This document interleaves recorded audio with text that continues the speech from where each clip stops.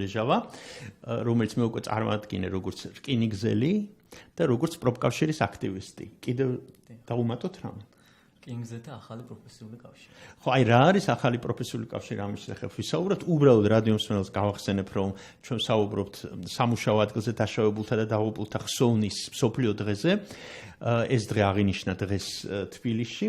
და რამდენადაც ვიცი, ილოც მონაწილეობდა ამ დღის აღნიშვნაში და იქნებ როგორ აღინიშნა თუ არა. რამდენიმე სიტყვა უთხრათ რადიო მსმენელს ჯერ, სანამ პრობლემებზე გადავალთ. პირველ რიგში მივესალმებ თქვენს რადიო მსმენელებს და მადლობა მოწვევისთვის. 28 აპრილი არის შრომელების დღე, რომელიც დაიღუპნენ სამსახურის პროცესში, ასევე დაშავდნენ. ეს დღე 1999 წლიდან უკვე ოფიციალურად აღნიშნეს. კი ბატონო, მაგრამ 84 წელს პირველად კანადის კონგრესმა ცოტა ახლოს მიდეთ მიკროფონთან. პირველად კანადის კონგრესმა აღნიშნა ეს დღე. საქართველოს პროფკავშირების გაერთიანება ამ დღეს უკვე 15 წელზე მეტია რაც აღნიშნავს. ჩვენ შევიკრიბეთ დღეს ეკონომიკის სამინისტროსთან, ამის შემდეგ ქაშვეთის ეკლესიაში პარაკლისი გადაუხადეთ დაღუპულების და ეს იყო დღევანდელი ჩვენი აქცია და ეკონომიკის სამინისტროს რამეს თხოვდით? რა თქმა უნდა, უკვე სამწუხაროდ ძალიან დიდი პერიოდია, რაც ეკონომიკის სამინისტრო გახდა ჩვენი დღევანდელი დღის ერთ-ერთი ობიექტი, რომელსაც უნდა მოვთხოვოთ, ის რაც აუცილებლად გასაკეთებელია, ეს არის შრომის ინსპექცია.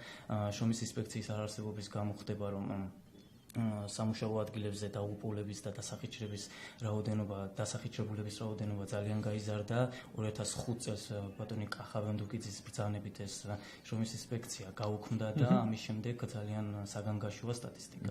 აი, შრომის ახალი კოდექსით არ ითვალისწინებდა შრომის ინსპექციის შექმნა საქართველოში. ბოდიში თუ გულუწყელო კითხავს. არა, პირიქით. ცოტა ახლოს კიდევ. რა თქმა უნდა, ითვალისწინებს შრომის კოდექსი პირდაპირ ავალებს. არა მარტო შრომის კოდექსი, საერთაშორისო შრომის დაცვის საერთაშორისო ორგანიზაციის წევრები ვართ. ჩვენ როგორც იცით, 182 წევრიდან ქვეყნიდან ერთადერთი ვართ საქართველოს, რომელსაც არ აქვს შრომის ინსპექცია და შრომის კოდექსი, ახალი შრომის კოდექსი ითვალისწინებს ამ ინსტიტუტის შექმნას, თუმცა სამწუხაროდ ბიზნესმენებისა და ინვესტორების ძალიან დიდი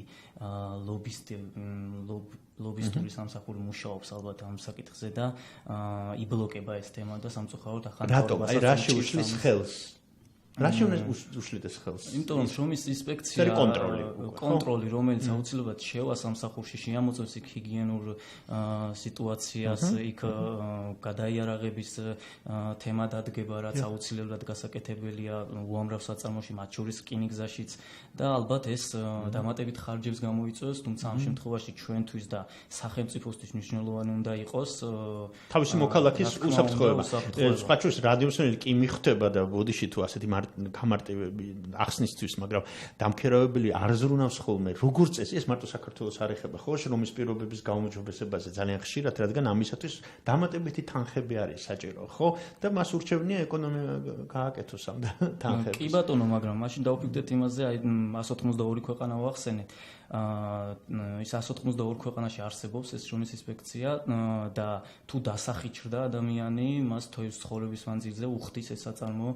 და უფრო ძვირი უჯდება. რა თქმა უნდა, უფრო ძვირი უჯდება. ჩვენთანაც ეს საქართველოში. ჩვენთან სამწუხაროდ თუ დაიღუპა მეშახტე თუ დაიღუპა. მაგალითად თუ დაიღუპა მეშახტე, ძალიან მარტივად არც არავინ ამას გამოიძიებს, ძალიან მარტივად დამსაქმებელს შეუძლია დაწეროს, არ აღწეროს ეს შემთხვევა, როგორც საწარმო შემთხვევა. თქვას რომ უდიერი სამუშაო გული დაარტყა რაღაცა. მაგრამ შეიძლება თქვას რომ სამუშაოს მიმართ უდიერი დამოკიდებულება, ამისა გააკეთა რაც უნდა გაეკეთებინა, არაპროფესიონალიზმი და გვაქვს. უამრავი შემთხვევაში და არჩივიან ოჯახის წევრები.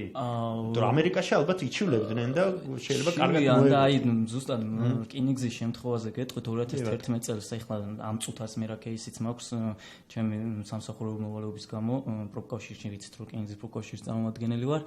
2011 წელს მოხდა შემთხვევაზე გვაქვს ახლა მუშაობა ადამიანს მოვიდა საწარმოო ტრავმა, ყველა მონაცემი ამას იძლევა, მაგრამ იმ პერიოდში არ მოხერხდა ამ ესა ტრავმის შეფასება თვითონ ამ ადამიანის წარმომადგენელის მონაწილეობით, მაშინ არ იყო პროფკავშირი რკინიგზაში და ამის გამო ისა ხანგრძლივობა ამ საქმის გასაჩივრების არის 3 თვე.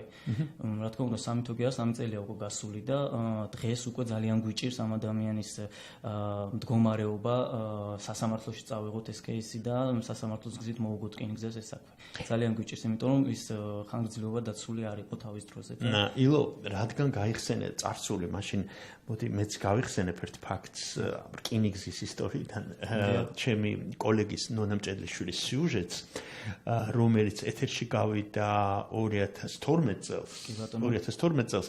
მოდი მოусმინოთ ერთად ამ სიუჟეტს და რა შეიცვალა დღეს რკინიგზაში, იქნებ ამის შესახებაც ვილაპარაკოთ, თუ არის მზად, ბატონ ლევან, თუ შეიძლება. პრემიერ-მინისტრ ბიძინა ივანიშვილის ან მისი წარმომადგენლის რკინიგზელებთან შეხვედრის მოთხოვნით 26 ოქტომბერს პარტია თავისუფალი საქართველოს წევრი გია ყრუაშვილი გამოვიდა. მან განაცხადა, რომ აუცილებელია რკინიგზის გენერალური დირექტორის კანდიდატურაზე პრემიერმა რკინიგზელებთან ერთად იმსჯელოს და ამავდროულად გაეცნოს პრობლემებს, რომლებიც რკინიგზელებს აწუხებთ. გია ყრუაშვილმა ეს განცხადება რკინიგზის მგზავრთა გადაყვანის დეპარტამენტთან გააკეთა და აღნიშნა, რომ მიმართვის ხელმომწერი 500-მდე რკინიგზელია. 27 ოქტომბერს გია ყრუაშვილს რკინიგზელთა ის ნაწილი დაუპირისპირდა, რომელმაც 24 ოქტომბერს ხელფასების მომატებისა და შრომის პირობების გაუმჯობესების მოთხოვნით 2 საათით მოაწყო გამაფრთხილებელი გაფიცვა. რკინიგზელთა ეს ჯგუფი აცხადებს, რომ არ მოითხოვენ ბიძინა ივანიშვილთან შეხვედრას, არ ერევიან პოლიტიკაში და არც იმის პრეტენზია აქვთ, რომ რკინიგზის ადმინისტრაციულ თანამდებობაზე ვინმეს გაუწიონ ლობირება. ჩვენ ვართ რკინიგზის თანამშრომლები, კერძოდ მემანქანეები, მემანქანის თანაშემწეები, სამგროს ზეიკლები. არ წარმოვადგენთ და მით უმეტეს არ ვახორციელებთ არავის პოლიტიკურ დაკვეთას. ვართ სრულიად აპოლიტიკურები და ჩვენი მიზანია ძირითადად სამუშაო პირობების გაუმჯობესება და შრომით ანაზღაურების გაზრდა. ასევე ვაცხადებთ, რომ ჩვენ ხარში უდგევართ ახალ მთავრობას ქვეყნის სამსახურში და გვაქვს იმედი, რომ გამოიჩენენ კეთილნებას და დააკმაყოფილებით ჩვენ მოთხოვნებს.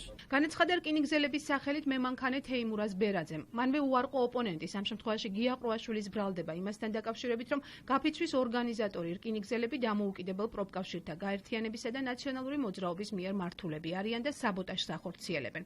განმარტებისთვის გია ყრუაშვილს მივმართეთ. ვასკვნი იქიდან გამომდინარე, რომ ის ადამიანები, რომლებიც საქართველოს რკინიგზას 2-3 წლის უკან მართავდნენ და შემდეგ დაითხოვეს რკინიგზიდან იმ დატაცებული მილიონებიდან გამომდინარე, ჩვენ ვხედავთ, რომ სიტუაცია შეიცვალა და ისინი ლამობენ, რომ საქართველოს რკინიგზაში მოვიდნენ ისევ ხელმძღვანელ პირებად. ამბობს გია ყრუაშვილი, რომელიც პიროვნულად არ შედის რკინიგზელთა იმ ჯგუფში, რომელიც 29 ოქტომბერს ეკონომიკის სამინისტროში სამუშაო და ფინანსური პირობების გაუმჯობესების მოთხოვნებს დააყენებს. კონსულტაციებში მონაწილეობას მიიღებს რკინიგზელთა პროფკავშირების თავმჯდომარის მოადგილე ვიტალი გიორგაძეც. დიდი იმედით და პოზიტიურად ვართ განწყობილი, რომ ეს მოლაპარაკებები დასრულდება კონკრეტული შედეგებით და კონკრეტული მოთხოვნების დაკმაყოფილებით. რა თქმა უნდა, ახალი ხელფასები, რა თქმა უნდა, ახალი შრომის პირობები, რა თქმა უნდა, ახალი ელემენტარული პირობები, სამუშაო პირობები, ახალი ჰიგიენაზე საუბარი, ახალი სტანდარტებზე საუბარი, სამუშაო იარაღებზე და ასე შემდეგ და ასე შემდეგ და პროფკავშირული კუთხით განთავისუფლებული თანამშრომლების სამუშაოზე დაბრუნებას. შრომის კანონმდებლობის მიხედვით გამაფრთხილებელი გაფიცვიდან სრულმასშტაბიანი გაფიცვის ჩატარება შესაძლებელია 24 საათის შემდეგ, არა უგვიანეს 2 კვირისა. შესაბამისად, პროფკავშირების გათვლებით შემდეგი კვირა შესაძლოა მოლაპარაკებებს დაეთმოს. ამ თვალსაზრისით განსაკუთრებით მნიშვნელოვანია, როგორ დაიწყება კონსულტაციები 29 ოქტომბერს ორშაბათს ეკონომიკის სამინისტროში. პროფკავშირებში განმარტავენ, რომ 30 ოქტომბრისთვის უკვე ნათელი იქნება, მოლაპარაკებები გაგრძელდება თუ სრულმასშტაბიანი გაფიცვა გაიმართება. რკინიგზელებს იმედი აქვთ, რომ საქმე არ გართულდება და ახალი მთავრობის პირობებში რკინიგზელის მძიმე შრომა ადეკვატურად დაფასდება. 920 ლარი გვაქვს ამჟამად მემანქანეს 920 ლარი და თანაშემწეს აქვს 640 ლარი. ზაფხულში ისეთ პირობებში, როცა 60-65 გრადუს აღწევს ელმავალზე სიცხე და ადუღებულ წყალს შოვსვამთ. ამ პირობებში მე მგონი, რომ 1000 ლარი, თუნდაც 1000 ლარი ჩვენთვის არის მინიმუმი. ადამიანი, რომელიც პირდება ყოველდღიურად, ყოველწლიურად, ყოველთვიურად, რომ თქვენი ხელფასი იქნება ესა და ეს 1500 ლარი და მიდის აქედან, უბრალოდ ხო გაგიჩნდებათ კითხვა, რომ პირდები მთელი ამ წლების განმავლობაში და დღეს ქუდს იხურავ და მიდიხარ და ეს საკითხი ისევე რჩება ახალი ხელისუფლებისთვის რაღაცა გადაუჭრელად. რკინიგზის დეპარტამენტის ყოფილი გენერალური დირექტორი ირაკლი ეზუგბაია თანამდებობიდან 22 ოქტომბერს გადადგა. თანამდებობიდან გადადგომის მთავარ მიზეზებს შორის მან კომპანიის რეორგანიზაციის ახალი მენეჯმენტისთვის გადაბარების მიზანშეწონილობა და ხელისუფლების ცვლილება დაასახელა. რაც შეეხება რკინიგზელთა გამაფრთხილებელ გაფიცვასა და მღელვარებას, მისი თქმით მენეჯმენტისთვის თანამშრომელთა განწყობის შესახებ ცნობილი იყო, თუმცა ასეთ რადიკალურ გადაწყვეტილებას არ ელოდნენ. ირაკლი ეზუგბაია არ გამორიცხავს, რომ გაფიცვის თემაზე მოკვლევა და გამოძიება ჩატარდეს. ნონა მჭედლიშვილი, რადიო თავისუფლება, თბილისი. დიახ, ეს იყო ნონა მჭედლიშვილის ჩემი კოლეგის სიუჟეტი, რომელიც ეთერში გავიდა 2 წლის წინ. ხო, დაახლოებით 2 წლის წინ. ილო რეჟავა არის ჩემი გადაცემის სტუმარი, რკინიგზელი, პროფკავშირის ლიდერი და რა თქმა უნდა, ილოს ვკითხავ, რა შეიცვალა ამ 2 წლის მანძილზე? პირველ რიგში სიუჟეტიც ჩანდა, რომ იქ ოპონენტებს გვიწევდა გია ყრუაშვილი მაშინ იყო ბატონი კუკავას პარტიის ერთ-ერთი მდივანი, მე მგონი თუ არ ვცდები, რაღაც რეგიონალური. დღეს გია ყრუაშვილი არის რკინიგზაში ერთ-ერთ მაღალ თანამდებობაზე, მისი 15 წლის, ბოდიში 17 წლის ბიჭი არის ერთ-ერთი დეპოს უფროსის მოადგილე. შეცვლილია სულ რაღაც რამოდენიმე ადამიანი რკინიგზაში ძველი მთავრობის დროინდელი, დანარჩენი ისევის სისტემა, ისევ იმ ადამიანებთან გვიწევს მოლაპარაკებების გამართვა. იმ ადამიანებთან, რომლებიც ნაციონალების დროს მუშაობდნენ. კოჰაბიტაცია თუ ასე შეიძლება. პლუს დაემატა ეს 17 წლის ახალგაზრდა და ბატონი ყრუაშვილი დააწინა. და ოცნებიდან არა ყავთ ხალხი? უფროსებში? არ ვიცი, ოცნებიდან არიან თუ არა, ჩვენ საერთოდ მომხრე ვართ, საერთოდ აპოლიტიკური არის აპოლიტიკური, ამაზე იყო ნონას სიუჟეტი. რა თქმა უნდა არ არის და ჯერ კიდევ კოჰაბიტაციაშია ის ორი ძალა, გინდათ ერთი პარტიიდან და მეორე პარტიიდან ერთმანეთს. და ეს ვინ დაზარავდა ამით, ანუ აი ჩვეულებრივ რკინიგზელზე, ჩვენი ჩვეულებრივ რკინიგზელის ცხოვრება თუ გაუმჯობესდა, ეს არის საინტერესო, ხელფასით მაინც, ხო? ცხოვრება ჩვეულებრივ რკინიგზელს რა თქმა უნდა ამ პირობებში არ გაუმჯობესდება, რადგანაც როცა ორი ძალა ერთმანეთში ცდილობს რაღაცა კოჰაბიტაცია მოახდინოს, ამ დროს დროც აღარ რჩებათ, ალბათ რომ იფიქრონ რკინიგზელების ბედზე, თუმცა მეთოდები შეიცვალა ბრძოლის. დღეს თუ ეზუგბაიას მენეჯმენტი საერთოდ ებრძოდა პროფკავშირულ იდეას და პროფკავშირებს რკინიგზაში, დღეს პირიქით ახალი მენეჯმენტმა ჩვენც გაგვიფორმა კოლექტიური ხელშეკრულება, მაგრამ გადადო გვერდზე და საერთოდ არ აქცევს ყურადღებას ამ კოლექტიურ ხელშეკრულებას და ასევე გაუფორმა მეორე პროფკავშირს, გააძლიერა მეორე პროფკავშირი, დანიშნა ადმინისტრაციის წარმომადგენელი, ერთ-ერთი მაღალი თანამდებობის წარმომადგენელი, ბატონი ზურაბ ნასარაია იმ პროფკავშირის თავმჯდომარედ, ურიცხავს თანხებს, პრემიებს, აძლიერებს იმ პროფკავშირს და ყავს ერთგვარი ჯიბის პროფკავშირი თუ შეიძლება. და ჯიბის პროფკავშირი რაღაც კრიტიკული არ არის უფროსობის მიმართ, პროფკავშირი რა პროფკავშირია თუ არა. ფიქრობენ ადმინისტრაციული რესურსები როგორ გამოიყენონ, მაგალითად წაიყვანონ რკინიგზელები დასასვენებლად, თუ ვიღაცის მეგობარია, ვიღაცის ნათესავია ის რკინიგზელები, ოღონდ და არა საერთოდ ყველაზე არ არის საკლაპარაკი და ესეთ საქმეებით არიან დაკავებულები. უბრალოდ დღევანდელ დღესაც არ ჩანს მეორე პროფკავშირი, არც პირველ მაისს გამოჩნდებიან ალბათ. არ აინტერესებთ პირველ მაისს დაუბრუნდებით გადაცემის ბოლოს, მაინც რადგან შრომაზე ვსაუბრობ და პირობებზე შრომისა, რამდენად გაუმჯობესდა, კარგი თავი დავანებოთ ამ ადამიანებს, ვინ მოვიდა და ვინ წავიდა და თქვენი პირობები, სამუშაო პირობები რამდენად გაუმჯობესდა? სამუშაო პირობების გაუმჯობესებას რა ვთქვა, რომ არ ცდილობს რკინიგზის ადმინისტრაცია, მოგატყუებთ, რა თქმა უნდა, რაღაცეები შეიცვალა და რაღაცეები გამოსწორდა ისევ და ისევ ჩვენი ზოგ შემთხვევაში რადიკალური ნაბიჯების გამო და ზოგ შემთხვევაში აი მოლაპარაკებების და ძალიან ისეთი თანამშრომლობის. მაინც კონკრეტულად ეს საშინელ სიცხეში უმუშაობდით თუ კონკრეტულად რკინიგზის ახალი პროფესიული კავშირის მოთხოვნით უკვე ელმავლებზე მაცივრები გაჩნდა, სადაც წყლის დალევის საშუალება მიეცემა ელემენტარული, რაზეც ძალიან დიდი. აქამდე არ ქონდა. რა თქმა უნდა, როდესაც გარეთ 40 გრადუსია სიცხე, ელმავალში ამ დროს 60-65 გრადუსი აღწევს და რა თქმა უნდა ვერ გააჩერებ ელმავალს, როდესაც შენი მარშრუტი გაქვს, მიდიხარ დანიშნულების ადგილზე და რომ წყალირს რომ გინდოდეს, დუღდება ელემენტარული და ვერ ელმავალზე ვერ დალებდი წყალს.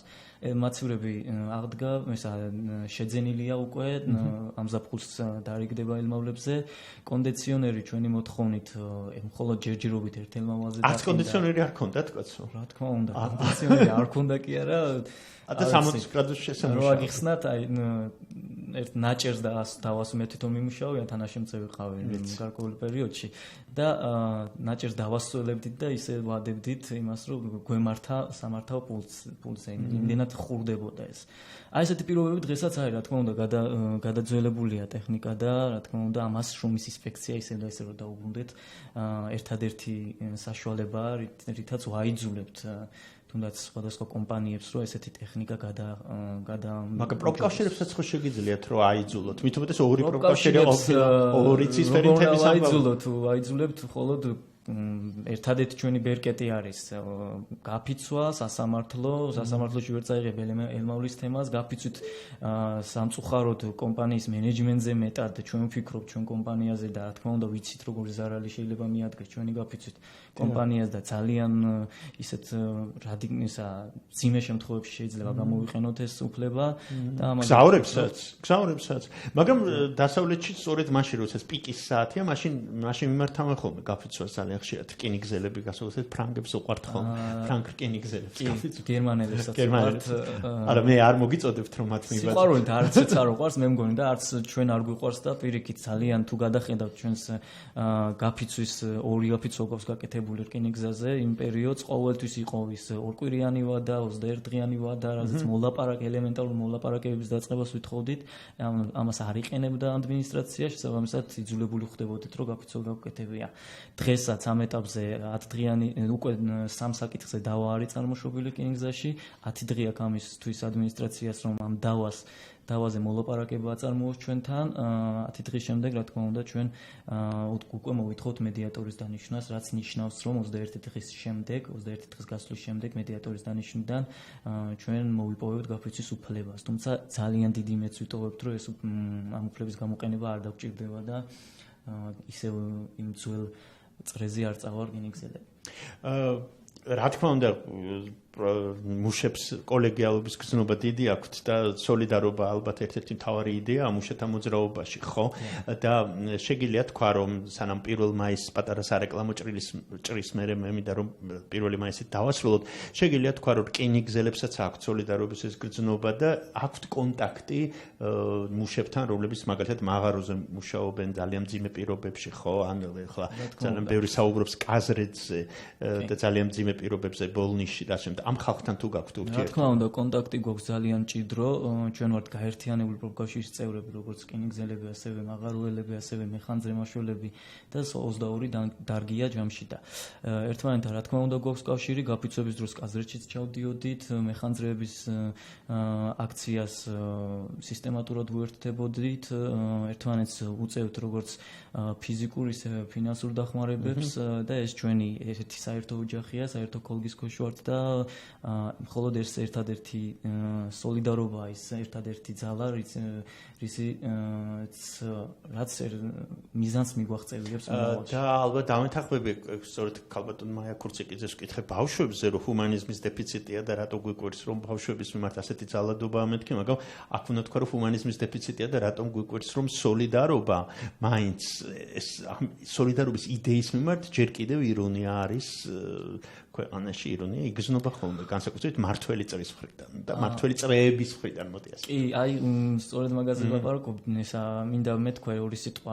სოლიდარობა ერთმანეთში გვაქვს მუშებს სიტყვაზე რკინიგზელებს და მეხანძრეებს, მაგრამ ამისთვის კიდევ ერთი რამ არის საჭირო, რომ საზოგადოებისგანაც ვიგრძნოთ სოლიდარობა, რაც აკლია დღევანდელ საზოგადოებას და გეტყვით რატომ დღეს 28 აპრილია, დღე რომელიც მე მგონი პირველი თემა უნდა იყოს ტელევიზიებში, მაგრამ ძალიან მარტივად აუცილებლად გამოვა ჯაჭვიანი ან ნებისმიერი პარლამენტარი ვიღაცას მუშს მოუგერებს და ის არის მთელი დღის ნიუსი და არ აქვს ინფორმაცია საზოგადოებას, არ აქვს ინფორმაცია სხვადასხვა ორგანიზაციებს, რომლებიც აუცილებლად ჩვენგან რომ ისმენდეს ამ ყველაფერს, რაც ჩვენგან არის სათქმელი და მოსასმენი, აუცილებლად მე მგონი რომ ქართველები ერთმანეთის მხრივ სოლიდარულები ვიქნებოდით ამ შემთხვევაში და ამ შემთხვევაში აუცილებლად მივახწევდით იმ კარგ შრომის კოდექსსაც, შრომის ინსპექციასაც და ყველაფერსაც. ნახოთ რა მოხდება პირველ მაისს. აი ეგ მინდოდა და მე თქვა პირველ მაისს გამოჩნდება მედია გააშუქებს თუ არა პირველ მაისს როგორც მნიშვნელოვან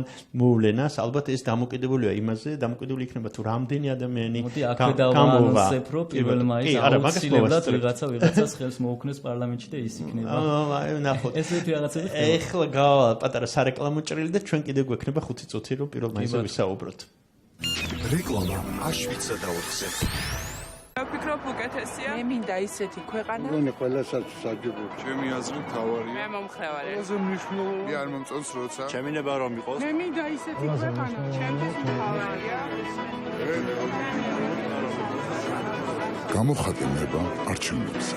CESCO ჩვენ ვითვლით ადამიანების ნებას. თქვენ უსმენთ რეკლამას აშვიცა და 4-ზე. დიავრუნდები რადიო თავისუფლების სტუდიაში ეთერშია თავისუფლების 1 საათი და ილო ლეჟავა არის ჩვენი გადაცემის სტუმარი, რკინიგზელი პროფკავშირების ერთ-ერთი ლიდერი და როგორც ქართველი ჟურნალისტები ამბობენ ხოლმე ჩვენ ხა დავაანონსებთ 1 მაისის თუ როგორ აღნიშნავენ ადამიანები 1 მაისს სოლიდარობის დღეს, შრომელთა სოლიდარობის დღეს, რა აქვთ გეგმაში მათ ჩვენი გადაცემა 1 მაისს ალბათ ამ თემას დაუთმობს მთავარ ყურადღებას და მთავარი თემა იქნება, მაგრამ მაინც რა მოთხოვნებით გამოდიან, რომ რა არის მნიშვნელოვანი თქვენთვის ახლა. ალბათ უკვე შეთანხმდით.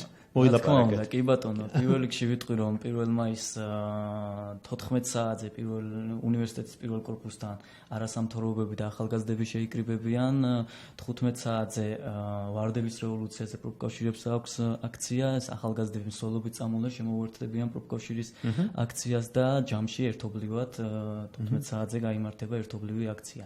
ძალიან მნიშვნელოვანი პროფკავშირი ამ აქციას ამ ღონისძიებას ატარებს უკვე წლებია, ძალიან მნიშვნელოვანია უკვე 3 წელია ახალგაზრდები აქტიურობენ ამ დღეს და კარგი იქნება რომ ესა 1 მაისს რაც შეიძლება მეტი ადამიანი გამოვიდეს ქუჩაში და მოითხოვოს ის რაც აუცილებელია, ეს არის შრომის ინსპექცია პირველ რიგში, რასაც პროფკავშირიც და ახალგაზრდებიც ერთად აყენებენ ორგანიზაცია, ეს ინსტიტუტი, რომელიც აიძულებს დამსაქმებლებს შეასრულონ თუნდაც იმ შრომის კოდექსში ახალი ცვლილებები რაც შევიდა, რაც არ სრულდება ბევრ კომპანიაში და არც იწუხებს ამაზე თავს. მე ვიცი რომ ერთ-ერთი მოთხოვნა არის 1 მაისის როგორც შრომის საერთაშორისო დღის უქმე დღედ გამოცხადება, იმიტომ რომ ხალხი მუშაობს 1 მაისს, მიხედვით იმისა რომ მოუწოდებთ რომ გამოდითო, ძალიან ბევრი სამსახურშია ამ დროს, ხო? კი ბატონო, 1 მაისი უქმე დღედ რომ გამოცხადდეს ამას აღარ მახსოვს უკვე რამდენი ხანია ვითხოვთ, მაგრამ სამწუხაროდ ვერც ამ შრომის კოდექსში არც ამ შრომის კოდექსში გაითვალისწინეს, ეს ჩვენი სურვილი და თხოვნა უამრავ ევროპულ ქვეყანაში არის 1 მაისი დასვენების დღე და სამწუხაროდ დღეს ქართულ საზოგადოებაში თუ ჭარბობს ის აზრი რომ 1 მაისი არის კომუნისტური საბჭოთა დღესასწაული, მათ გასაგონად მინდა ვთქვა რომ 1 მაისი გაჩნდა და საერთოდ 1 მაისის აღნიშვნის დღე მე მგონი 1886 წლიდან მოდის ჩიკაგოში, ამერიკის შეერთებულ შტატებში.